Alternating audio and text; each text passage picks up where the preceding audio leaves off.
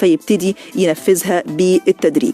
برضو مهم جدا ان طبعا مع بدايه العام الدراسي، طبعا انا عارفه ان في مشكله بتواجه يمكن كل الاسر، فكره ان الاطفال اللي كانوا بيتمرنوا ما بقاش في وقت للتمارين، اللي كان بيروح بيمارس رياضته 3 مرات في الاسبوع يا اما انقطع تماما يا اما قال خلاص هياخد بريك وبعدين يرجع في نص السنه. لا، احنا برضو النقطه دي مهمه جدا، ويمكن انا عايزه اكد ان هي الانقطاع عن الرياضه ده مشكله كبيره. اولا عشان حاجه مهمه جدا، ان الطفل طبعا الرياضه دي كانت بالنسبه له شيء بيرفه بيه عن نفسه، بيجد فيه بيطلع فيه طاقته.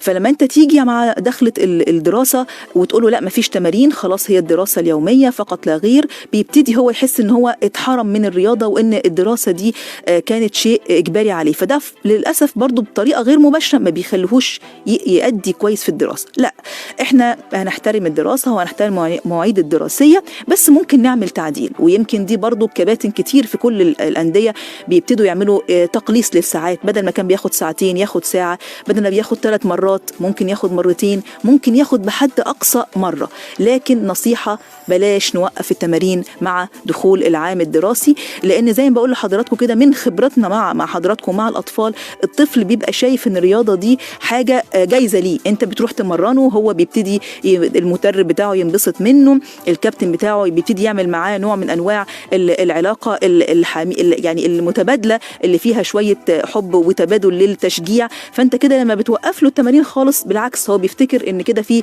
حرمان او ان هو الدراسة دي ذنب. لا، احنا عايزين يبقى في توازن، سواء في الاكل سواء في المجهود سواء في الحركة، لان برضو الحركة دي تنعكس على ايه؟ على صحته، لان الرياضة والمجهود البدني بيساعده ان هو يبقى بناء جسمه سليم، ما يحصلش زيادة في الوزن وما نبقاش عرضة لمشاكل كتير اللي سببها السمنة. وبرضو هقول لحضراتكم حاجة، يمكن دي برضو أنا أخدتها من الدراسة اللي كانت موجودة في كليفلاند.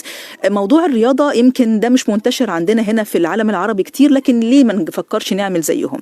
أحد الأمهات برضو قالت حاجة مهمة جدا، قالت إن أنا عشان أحمس طفلي على إن هو يمارس الرياضة ويكمل فيها، اشتركت معاه في نوع الرياضة اللي كان بيعملها. عجبتني جدا الفكرة دي، يعني قالت إن هي بقت تروح معاه، كان هو بيتدرب سباحة، بقت تروح معاه وبدأت تخش معاه على مستوى طبعا بتاعها، بس ده حمس الطفل إن هو ما يسيبش الرياضة بتاعته، وبيتشارك لحظات جميلة مع الأم أو الأب، إن هو حتى الساعة اللي هو قاعد يتمرن فيها دي بيتكلم مع مامته، بيتكلم مع باباه، بيبقى فيه نوع من أنواع العلاقة بتقوى أكتر في الوقت ده بالذات، لأن هم أغلب الأوقات اللي في شغله واللي في دراسته، فلقوا فعلا إن وقت الرياضة بيبقى كفيل جدا إن هو يدي طاقة إيجابية سواء للطفل سواء للأم أو الأب، وفي نفس الوقت يعزز العلاقة ما بينهم.